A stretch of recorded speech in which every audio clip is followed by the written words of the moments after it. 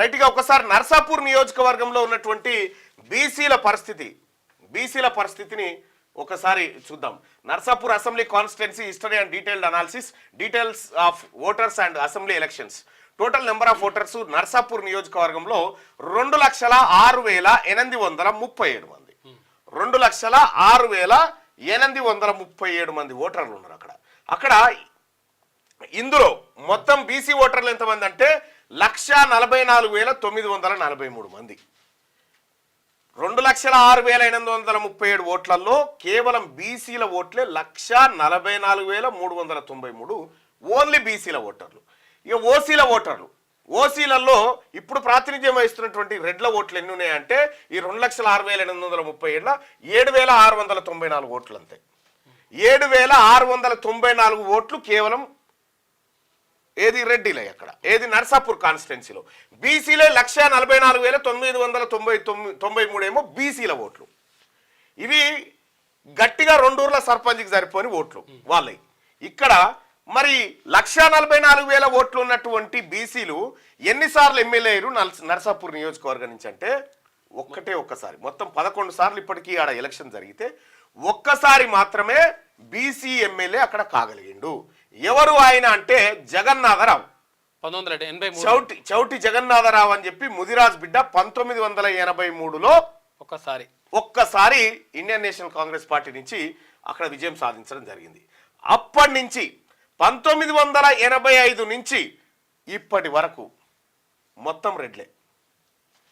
ఎన్ని ఓట్లున్నాయా వాళ్ళ రెడ్లే అనంటే 7,694 ఓట్లు గంతే.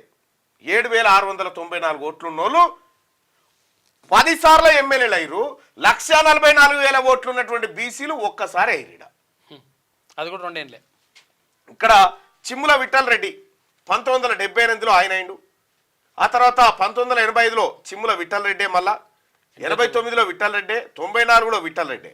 ఇక ఇది అయిపోయిన తర్వాత 99లో వాకిటి సునీతా లక్ష్మారెడ్డి 99లో, 2004లో, 2009లో ఈమె. ఆ తర్వాత మళ్ళీ ఇప్పుడు 2023లో అయింది. ఇది అయిపోగానే చిమ్ముల మదన్ రెడ్డి, ఎవరు వీళ్ళ కొడుకు చిమ్ముల మదన్ రెడ్డి, మళ్ళీ ఆయన గెలిచిండు. అంటే పార్టీలు మారినాయి గంతే. వీళ్ళు అధికారం ఎట్టుపోతుందంటే అటు పార్టీలు మారుకుంటూ వచ్చి అధికారాన్ని చేపట్టారు.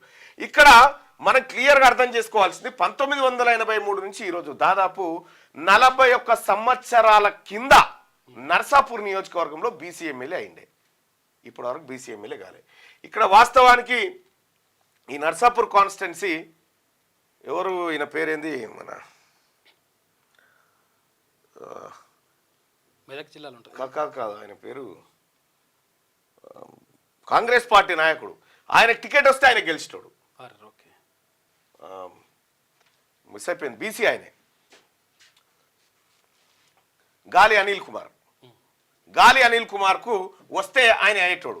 ఆయన టికెట్ కూడా రాకుండా చేసిరాడ. సరే ఏదేమన్నా కానీ నర్సాపూర్ నియోజకవర్గంలో రెడ్డిల ఓట్ల కంటే ఏది బీసీల ఓట్లు అనేకమైన ఓట్లు. బీసీలు వేసుకుంటే ఏమైనా డిపాజిట్ కూడా రాదు అవతలకి.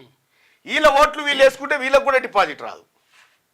కాబట్టి నర్సాపూర్ ప్రజలారా అది అట్లా ఉంటే, ఇక ప్రెసిడెంట్గా మొన్న జరిగినటువంటి ఎలక్షన్లో బీఆర్ఎస్ పార్టీ ఇక్కడ వాకిటి సునీతా లక్ష్మారెడ్డి, ఈమెకి 88,000 ఓట్లు పడ్డాయి. వీళ్ళ ఓట్లన్నీ రెడ్డిల ఓట్లన్నీ అంటే 7,694 ఓట్లు. 7,694 ఓట్లు ఉన్నటువంటి రెడ్డిలకు 88,000 ఓట్లు పడ్డాయి.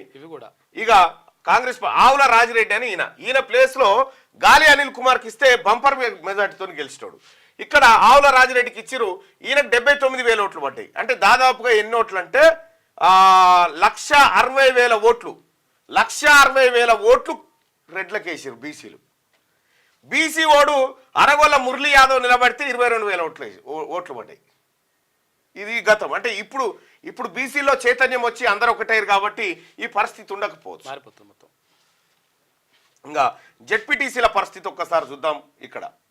ఇక్కడ మొత్తం 7 మండలాలు ఉన్నాయి నర్సాపూర్ కాన్స్టిట్యున్సీలో. నర్సాపూర్ ఎస్టీ జనరల్ అయింది కాబట్టి అక్కడ ఎస్టీ నిలబెట్టిరు. కుల్చారం బీసీ అయింది, ఉమెన్ బీసీ ముదిరాజుకి ఇచ్చిరు. ఎల్దుర్తి అన్రిజర్వ్డ్ అయింది, అక్కడ బీసీ గౌడ్కి ఇచ్చిరు. షాకింగ్. రైట్గా శివంపేటలో ఓసీ వైశ్యకి ఇచ్చిరు. కౌడిపల్లిలో ఎస్టీ అయింది, ఎస్టీకి ఇచ్చేసిరు. హత్నూరాలో బీసీ అయింది, బీసీకి ఇచ్చిరు. చిలిప్చేడ్లో అన్రిజర్వ్డ్ అయితే రెడ్డికి ఇచ్చిరు. ఇక్కడ దాదాపుగా ఒక మంచి న్యాయమే జరిగింది ఇక్కడ. కొంతవరకు ఓకే. కాకపోతే ఈ రిజర్వేషన్లో వచ్చిన సీట్లు రిజర్వేషన్ కాకపోతే మళ్ళీ అలాదే అంటారు. 70.1% ఉన్నటువంటి బీసీలు 3 జెడ్పీటీసీలు ఉంటే అందులో 2 రిజర్వ్డ్ ప్లేసెస్, 3.72 ఉన్నటువంటి ఓసీలు 2 అయ్యారు. ఇగో ఇది నర్సాపూర్ నియోజకవర్గంలో బీసీల పరిస్థితి, బీసీల రాజకీయం. నర్సాపూర్ నియోజకవర్గంలో బీసీ సర్పంచులు, బీసీ ఎంపీటీసీలు, బీసీ వీళ్ళందరూ ఉన్నారు కదా, అంజయ్ యాదవ్ మీరు అందరు ఉన్నారు కదా, అంజయ్ గౌడ్ వీళ్ళందరూ కూడా మీరు ఒకసారి కూర్చొని ఆలోచన చేయరు, ఛాయ్ తాగకుండా ఏంది మన కాన్స్టిట్యున్సీ కథ ఏందనేది ఒకసారి ఆలోచన చేయరు. మీరు తెలుగులో అనర్గళంగా రాయగలరా? స్పష్టంగా మాట్లాడగలరా? మాటలకు తగ్గట్టు అభినయించగలరా?